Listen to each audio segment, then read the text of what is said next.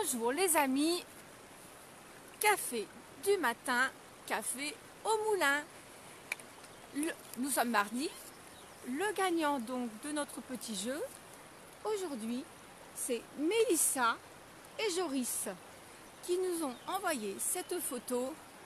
Vous la regardez, on la voit pas trop, je vous la mettrai mieux donc sur Facebook. Donc ils ont gagné une descente en canoë pour le parcours de 8 km au départ du Moulin de la Malène. Donc Mélissa et Joris, on vous attend dès qu'on pourra ouvrir la base et c'est avec grand plaisir qu'on vous recevra au moulin.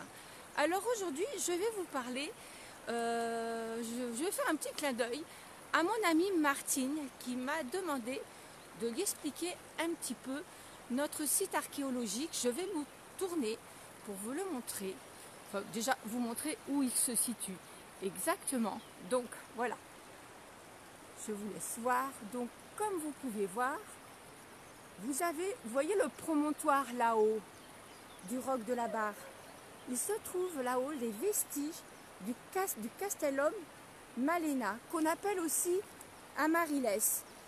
Alors les premières fouilles ont débuté en 2008. Elles ont été dirigées par Laurent Schneider, juste au-dessus. Donc ils y montaient, bon, il fallait y monter, hein, c'était pas facile. Ils sont montés tout là-haut avec beaucoup de matériel justement pour faire toutes ces fouilles. Alors il paraît que ce lieu aurait été occupé pendant plus de 200 ans et que ses habitants y vivaient dans l'opulence. Ils y ont retrouvé, enfin, il paraîtrait aussi que ça serait l'un des plus vieux châteaux de France datant de l'époque mérovingienne.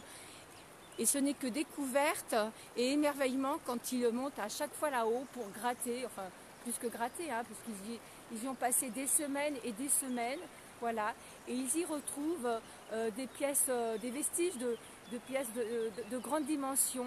Ils ont trouvé des remparts, des colonnes et même des thermes, pour vous dire. Voyez, donc fallait quand même y accéder, hein. Voilà, c'était pas facile. D'ailleurs, son accès est quand même très difficile et de toute façon, c'est privé, donc c'est fermé. On ne peut pas y aller. Et depuis ça fait 2-3 années que d'ailleurs, il n'y a plus de fouilles, mais bon, c'est un site qui est quand même protégé.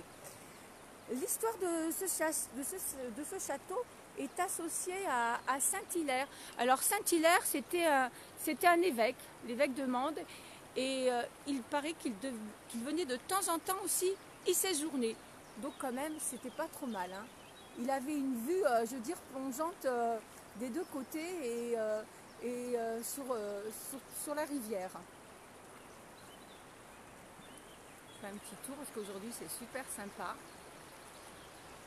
Donc vous voyez, il y avait la rivière, là-haut il y avait le château Castelmerlet. Et en plus, alors pour accéder, pour descendre à la rivière, donc vous voyez le petit promontoire, juste là-haut, au-dessus là. Là-haut, je ne sais pas si vous voyez, alors je vous montre juste où il y a mon doigt. Et bien là-haut, ils avaient installé un petit téléphérique pour descendre jusqu'à la rivière. Ils étaient quand même trop forts. Voilà, c'était mon petit mot du jour. Alors j'espère que vous allez bien, que vous allez passer une belle journée. Je vous embrasse très fort et surtout, restez chez vous.